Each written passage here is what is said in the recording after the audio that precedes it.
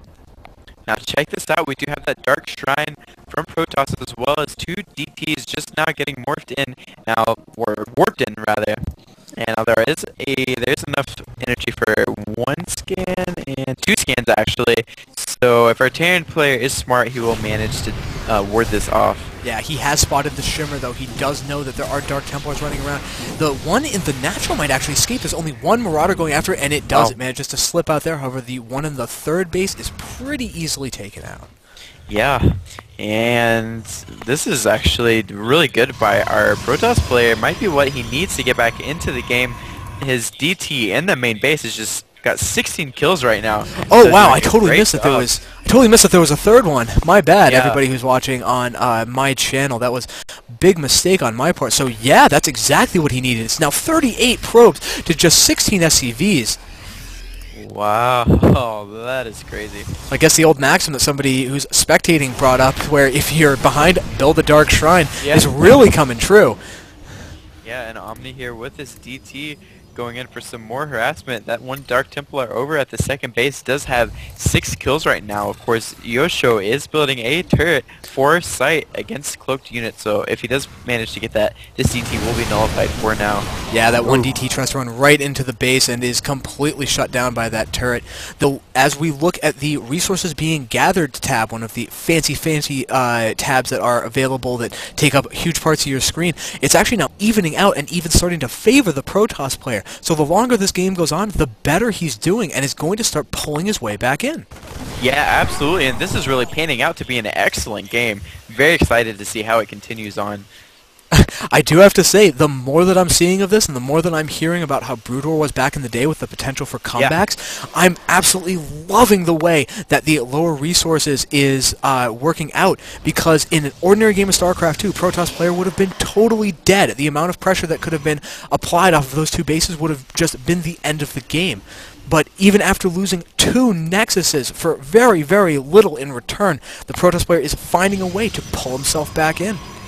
Now it does look like our Terran player is getting his 1-1 upgrades. They're about halfway finished, and Omni just now getting his Forge up. So his upgrades are going to be behind a little bit this game, and I feel like that might be the timing that Terran needs to take advantage of. Yeah, if the Terran can get an upgrade advantage, which is something that the Protoss is usually the one who enjoys, it will be a really, really big piece of advantage for him to be running with. Though I remember a post which was done by, I think, QXC actually. He looked at if the Protoss player consistently chrono boosts the upgrades, how fast do they finish in comparison to everybody else's? And it turned out that the 3-3 will be done for Protoss at just about the time the 2-2 is done for everybody, for Zerg and for Terran. So if he's very diligent about chrono boosting those 2 forges, Omni might be able to get the advantage in upgrades back to himself.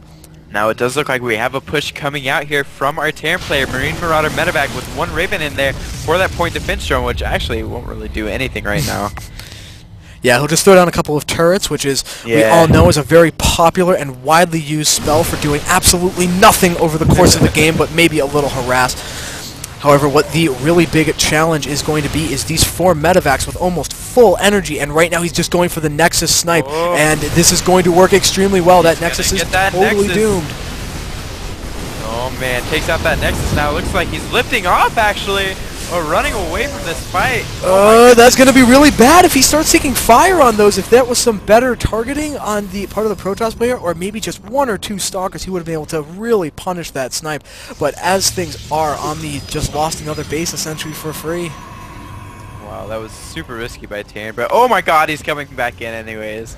And the Protoss player is moving across the map trying to go for the base, but he's going to have to be forced to retreat to defend this next. He's going to have to cancel it, I'm sure. Yeah, go ahead and cancel it. And 3 medevacs dropping into the main base of our Protoss player. Protoss caught completely out of position. We'll see what kind of damage Yosho can do in here.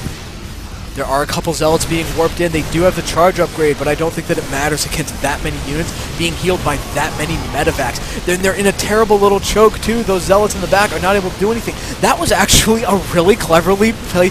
Wow, look at those turrets after I'd been totally blasting their usefulness coming into plug a choke. So this is Yosho totally making me look the fool. So very, very good use of that Raven, even after he saw the point defense drill. Not going to be what he needed.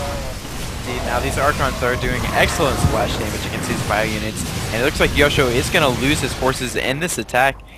However, his army is almost, well, he has like the same exact size army back at his main base, whereas Protoss doesn't have hardly anything except for those Archons. I do think that the Protoss player is now in a counterattack situation. If he does not get into his opponent's face and do a lot of damage, and I'm not sure he's going to be able to do a lot of damage against this army, he is in so much trouble. His opponent has taken his 4th base, turning it into a planetary fortress, which I'm not actually sure is even needed at this point, even though I'm usually an advocate of having more planetary fortresses in low eco maps. There are 2 expansions going on for the Protoss player trying to retake his main, though that might not be the best idea. There's not that much money for him there anymore. Though, actually, no, he's just expanding all across the map, trying desperately to get the economic advantage back in his favor. Yeah, and it does look like Terran is going to be trying to do a drop over here where this Nexus is, and those Medivacs might be caught by the Archons. No, passing them up completely, and he's going to be forcing the Protoss army to retreat, to defend just against these 2 Medivacs, which to all of his knowledge could be completely empty right now. Yeah, it's a definite mind game that he is starting to play, because the Protoss player knows that his opponent can come split off a small section of his army and come drop in his base at any time that he wants, whereas the Protoss player needs to use his entire army to try to engage it. Though, beautiful feedbacks, completely finishing off that attack, so that was a nice little thing. However, the Terran player just ran in with a small group of units, picked off the the 3rd that was being retaken, and is continuing to go in and starting to kill a lot of probes in the natural. Oh my, it's an excellent drop all over the map. Terran once again doing exactly what they should be doing, and actually he's going to manage to take out that 3rd as well as a ton of workers here at that natural expansion. Yeah, I actually didn't even notice this, but in this new 2-gas version of Devolution, that's a gold base. Yeah. Down at that 3rd. So that was very, very smart of the Protoss player to try to take that, because if there's one thing that's going to get him back into it, it's dropping a ton of mules on a gold. No, I'm just kidding. But no, the gold base is... What's that? It's switching to Terran. Yeah. But yeah, the gold base is valuable for everybody, and there's still this medevac with a full payload that's just hanging around in the mineral-only part. However, there is a huge attack which is going on the left, Storm being used. However, that wall-in really proving its worth. The Marines took a lot of damage from that storm, but these Zealots and now Morphing Archon are not going to be able to get in there to do anything. Yeah, that's going to be really hard pressed for Protoss to force in there, and there's just no way that he can do it at all. As we can see, the supplies for our Terran player are 173 versus 88 for Protoss. And this is looking rather grim for our Protoss player. Yeah, especially now that ghosts have hit the field. He's going to be able to start directly dealing with this Templar tech path that the Protoss player has been going down, and the usual answer to large numbers of ghosts starting to be out, which is the Colossus tech, is completely not available with the amount of money that Omni has available. Yes, indeed. So, Omni just... I'm having a hard time just tracking down his army. He's so split all over the place. Looks like he only has about... What is that? 1 sentry rather, and just some Archons and Zealots. Yeah, and he has 2 High Templar, one of which who's been warped in a really weird position in the top left, but there's a huge attack going in, and oh no, it's gonna just lose another base. Oh, so bad. Well, how many is that? That's like 5 or 6 Nexuses that have been taken out. And at this point, even with literal god storms and the whole army standing in it, there's just too much healing, too many units, and I think that, Omni GG's out. It's the GG. Wow, awesome game there, though. Yeah, like, towards the end it was definitely a little bit more decided, however, the path to getting there was definitely not. I was really worried for our Terran player right in the beginning. I did not think that early aggression was going to be as valuable. Yeah. Wow.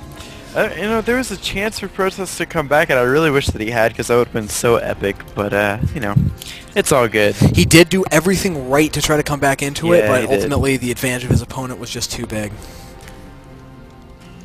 Alright, guys. Well, thanks for tuning in to this cast. Had a fun time casting it, that's for sure.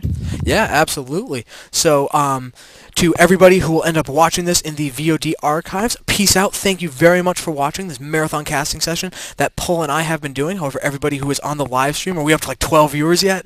Oh, I think we're up to 13. 13 Woo! viewers! Good God, man! What is this madness? And to all of those people, definitely stay, definitely tell your friends. You should tweet at them because that's what all the cool casters tell people to do. And I'm just doing my best to mimic them right now. I'm Yeah. gonna, yeah. You did a good job. But anyway, so I'm stopping the broadcast for all of you people on the VODs, but stay tuned for even more games.